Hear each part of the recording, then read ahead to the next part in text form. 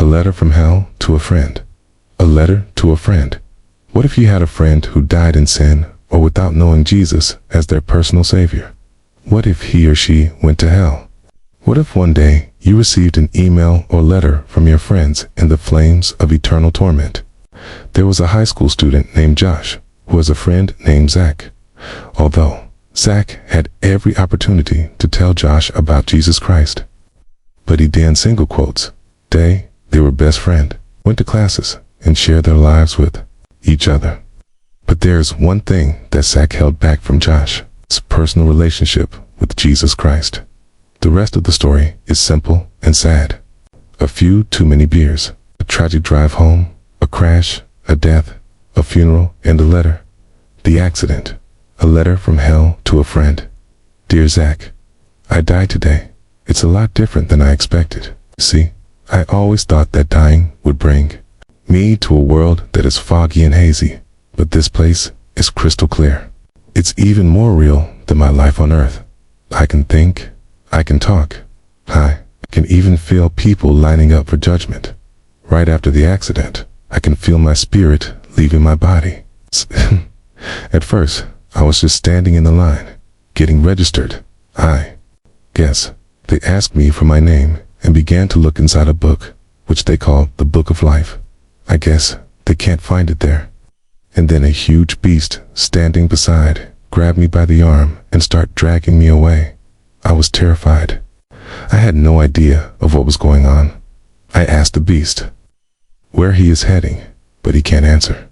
Then I asked him again. Finally, he told me only those whose names were written in the Book of Life could enter into heaven. The rest would be condemned to hell forever. The beast with a damned soul. I was scared. The beast dragged me into a holding cell. Zach, do you know what I have been thinking? I have been thinking about you. Zach, you are a Christian. You told me so yourself. Hey, talk about it 3 times today. Jerry brought it up, but you laughed it off. Cyril brought it up, but you changed the subject. It all came up right before the accident. The question I can't take off my mind is this: Zach, why haven't you ever told me about how to become a Christian? I mean, you say you are my friend, but if you were, you would have told me about Jesus and told me about this terrible place that I'm heading for. I can feel my heart burning out my chest, Zach. The beast sent to capture me are coming down the hallway. I can hear their voices, whispering about some part of hell. They call it the lake of fire. I can't stand this, Zach. I am terrified. The beast has opened the room. Ooh, no.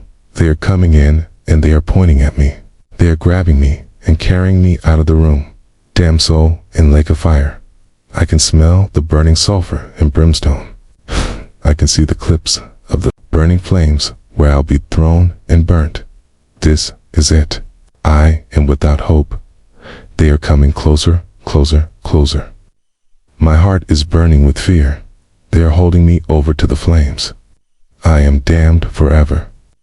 This is it. They have thrown me into it. The fire, pain, hell, the great torment, Zach. I am tormented here in thousands different ways. Those that suffer upon the earth seldom have more than one affliction at a time. Hence, if they have HIV, stroke, and ulcer, wouldn't they think they were miserable?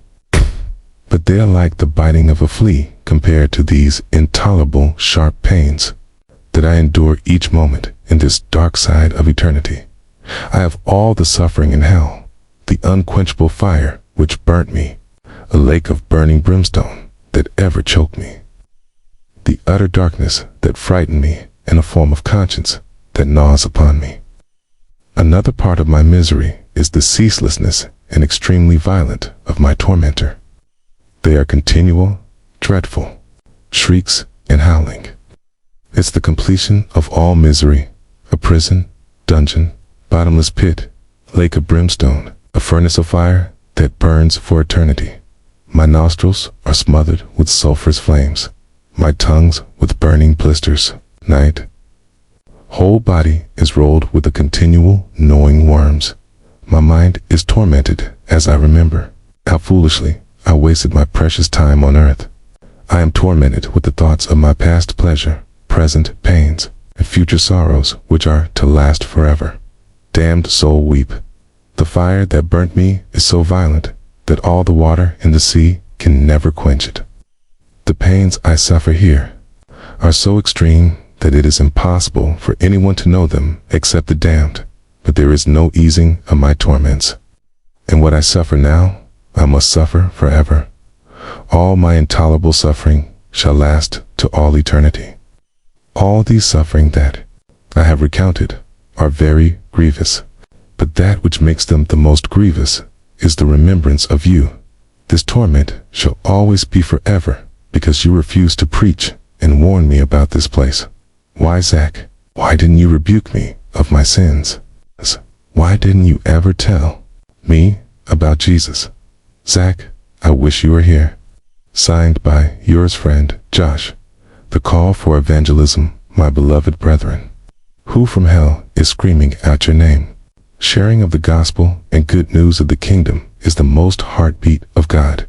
Each seconds, minutes, and hour, we share the gospel to someone. It's like pouring a cold water upon God in the midst of heavy summer period. However, we eventually intercede seriously upon such soul, and she becomes fully converted, and also ensure their establishment in faith. God, it is like offering God a cold, chilled drink in midst of a severe summer period. God, he that preaches the gospel is a wise Christian, while he that ensured the establishment of soul in the kingdom does better.